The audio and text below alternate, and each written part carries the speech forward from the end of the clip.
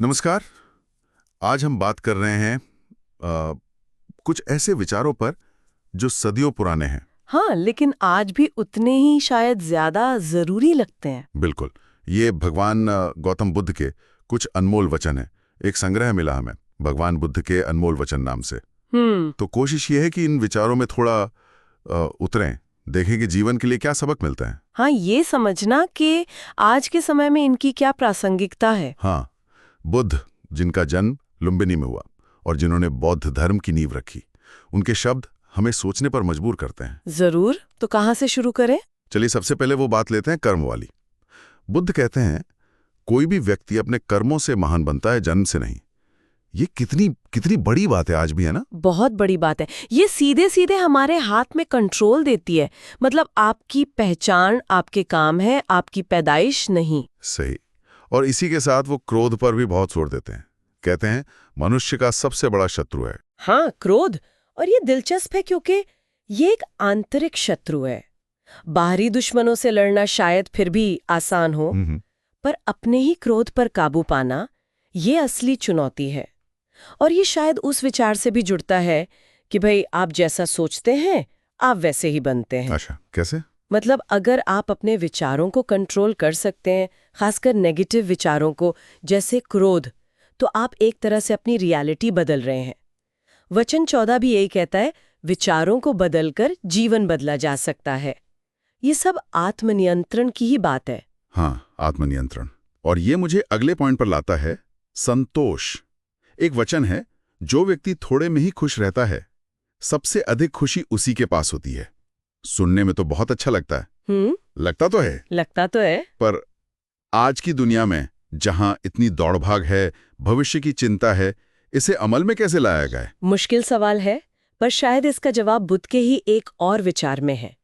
वो कहते हैं कि भविष्य की चिंता छोड़ो, वर्तमान में जियो, उसे सुधारो। भविष्य अपने आप सुधर जाएगा। मतलब आज पर फोकस। हाँ, ये बात तो समझ आती है, वर्तमान पर ध्यान देना। और शायद इसका एक और पहलू है, संसार की अस्थिरता को समझना।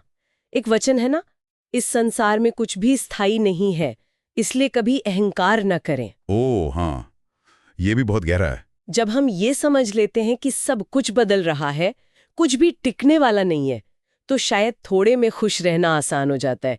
फिर हार जीत जैसी चीजें उतनी मायने नहीं रखती। सही कहा, मन शांत रहता है फिर। बिल्कुल। और समय का मूल्य भी इसी से जुड़ा है। वो कहते हैं ये सबसे अच्छा तोहफा है, क्योंकि बीता हुआ वक्त लौट कर नहीं आता, हर पल कीमती है। सही बात। अच्छा, रिश्तों और संगति के बारे में भी कुछ बहुत सोचने वाली बातें हैं। हाँ, जैसे एक जगह वो कहते हैं कि अकेले रहना उन लोगों के साथ रहने से बेहतर है जो आपकी प्रगति में बाधा डालते हैं। ये थोड़ा कठोर नहीं लगता? कठोर लग सकता है, पर शायद ये हमें चुनने की जिम्मेदारी देता है। मतलब हमारी संगति कैसी हो, ये सोच समझ कर तय करना चाहिए।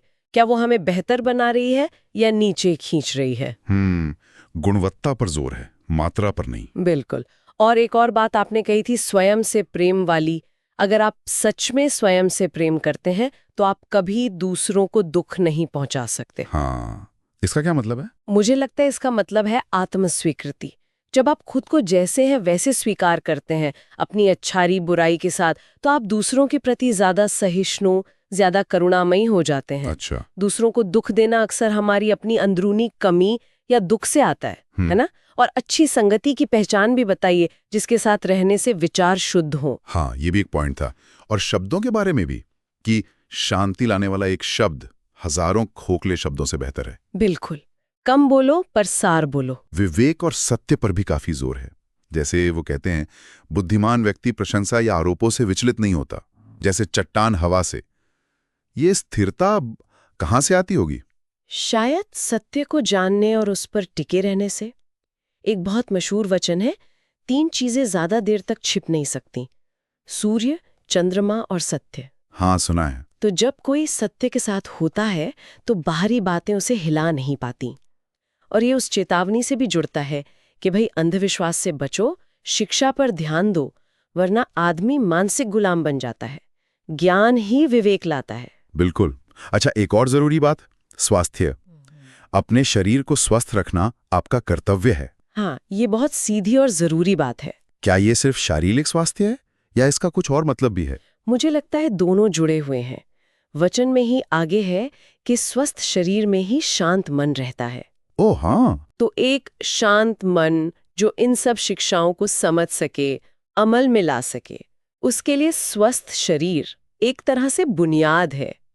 और ये उस विचार से भी जुड़ता है कि प्रसन्नता का कोई मार्ग नहीं है, प्रसन्नता ही मार्ग है। वाह। स्वस्थ शरीर शायद हमें उस मार्ग पर चलने की ताकत देता है।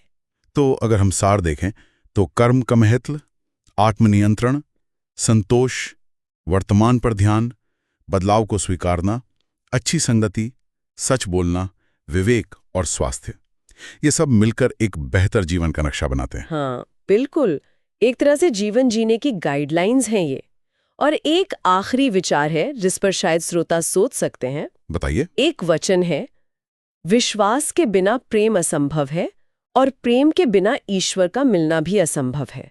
आज के समय में जहां इतनी सूचना है, इतने मत हैं, वहां सच्चा विश्वास दूसरों में, खुद में या किसी अदृश्य शक्ति में, इसका क्या मतलब है?